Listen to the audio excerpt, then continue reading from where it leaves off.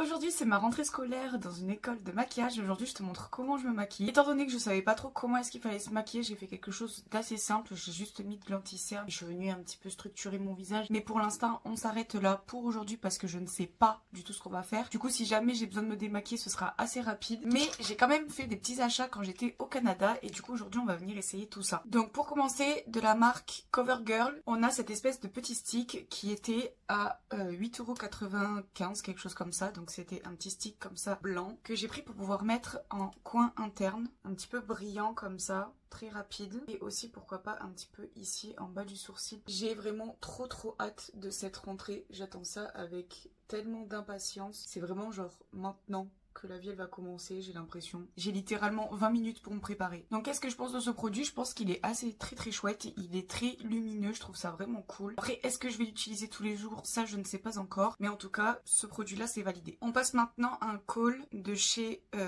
Annabelle, il me semble, celui-ci. Donc j'ai essayé de vraiment prendre quelques marques qu'il n'y avait pas en France, donc CoverGirl et Annabelle. Et c'est un col qui est de couleur assez rouge, donc hop.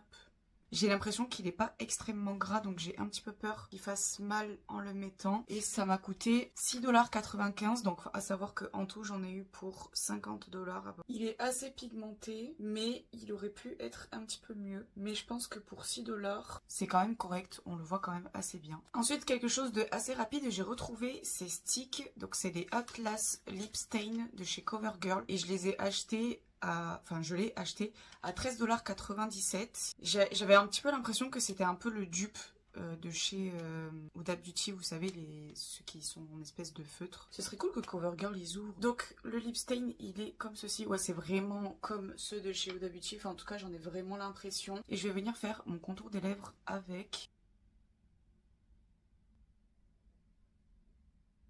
Je suis pas encore trop sûre, je suis pas convaincue du feutre, mais il est pigmenté. À voir comment ça évolue au fil de la journée, mais en tout cas la couleur est quand même assez jolie. C'est un espèce de rouge rose, c'est assez cool. Je valide, mais à tester à plusieurs reprises quand même. Et ensuite j'ai aussi ce rouge à lèvres qui apparemment est ultra mat de chez aussi CoverGirl. J'ai vraiment pris les trucs qui m'intéressaient le plus et il n'y avait pas énormément de choses parce que vous connaissez un petit peu ma DA.